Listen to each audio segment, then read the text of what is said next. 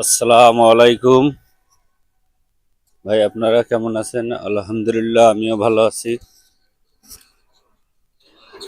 America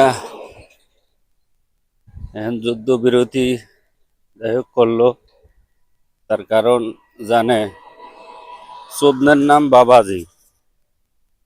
ঠিক আছে, কি যুদ্ধবিরতি না করলে ইসরায়েল মাটির সাথে মিশিয়ে দিত ইরান, এই জন্য যুদ্ধবিরতি করলো। ঠিক আছে, তো যাই হোক, ভালো হয়েছে, যুদ্ধবিরতি করাটা ভালো হয়েছে, সবাইয়ের জন্য ভালো হইলো। ঠিক আছে, তবে আমেরিকা বুঝতে হবে ইরান দুর্বল না, ইরানও মোটামুটি শক্তিশালী।